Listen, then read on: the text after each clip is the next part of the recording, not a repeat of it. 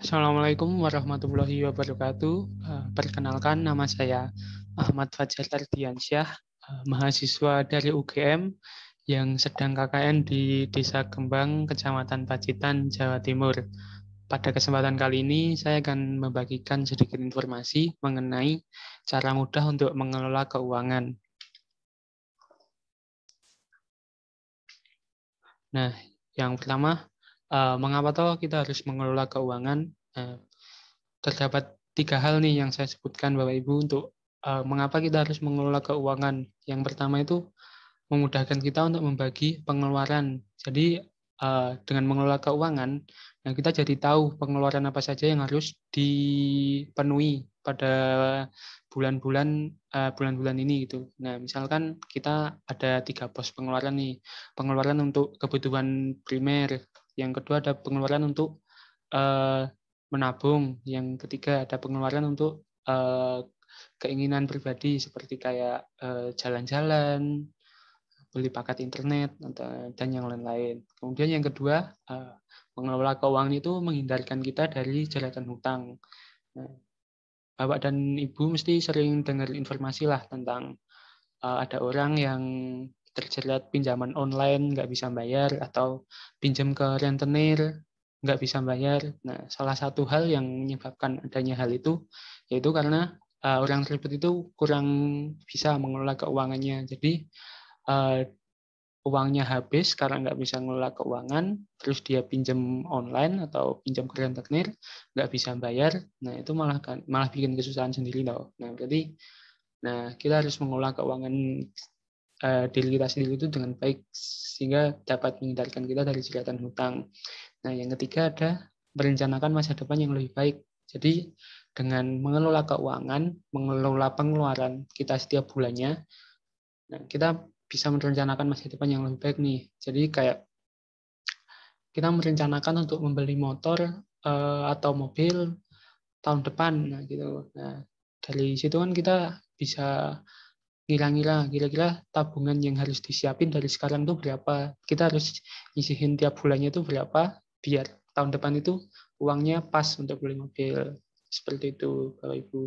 Kemudian caranya gimana sih mengelola keuangan itu? Nah, di sini ada metode yang sering banget digunakan dan cocok untuk semua kalangan. Nah, itu ada metode yang namanya metode 50-30-20. Nah, jadi metode ini membagi pengeluaran menjadi 3 bagian. Yang pertama ya ada bagian 50%. Nah, 50% ini digunakan untuk memenuhi kebutuhan pokok. Jadi misalkan gini Bapak Ibu, pendapatan Bapak Ibu itu tuh 3 juta.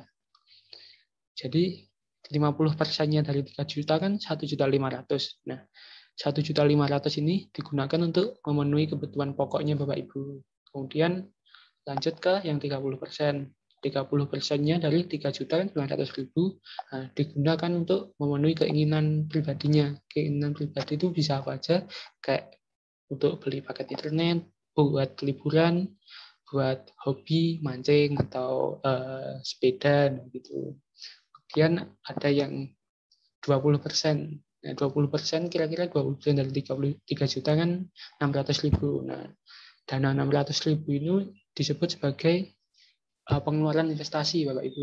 Nah, pengeluaran investasi itu bisa berupa buat menabung, buat modal usaha, atau dipakai buat dana darurat.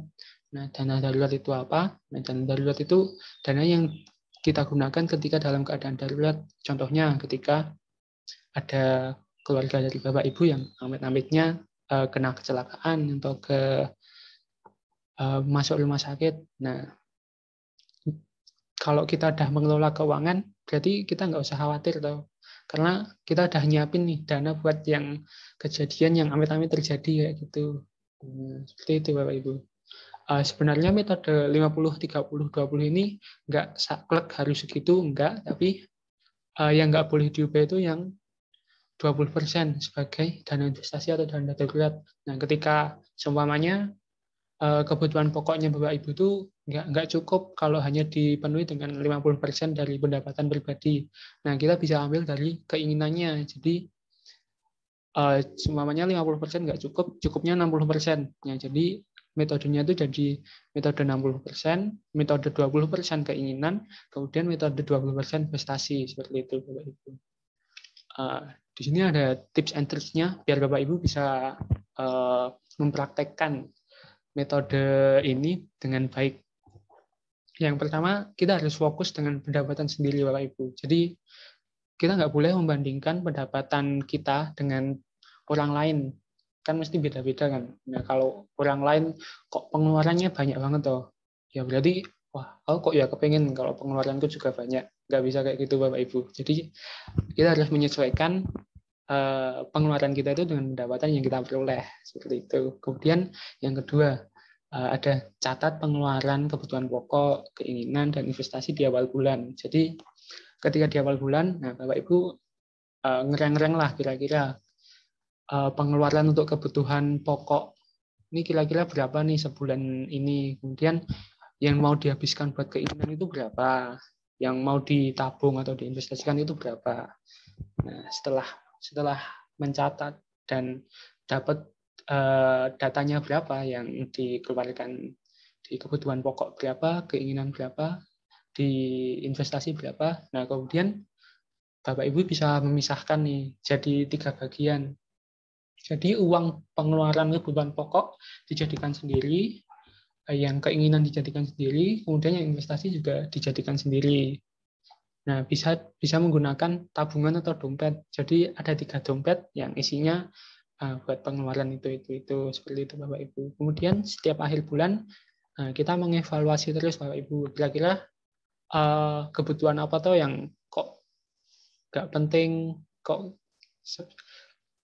kita kayaknya bisa nih menggunakan uang tersebut itu untuk kebutuhan yang lebih baik. Jadi ada evaluasi tiap akhir bulan biar kebutuhan yang kita penuhi setiap bulan itu nggak menambah terus, seperti itu Bapak Ibu. Terima kasih. Itu materi dari saya. Mohon maaf bila banyak kesalahan. Semoga Bapak Ibu dapat mempraktekkan dan semoga ilmu ini berguna buat Bapak Ibu. Terima kasih. Matur nuwun.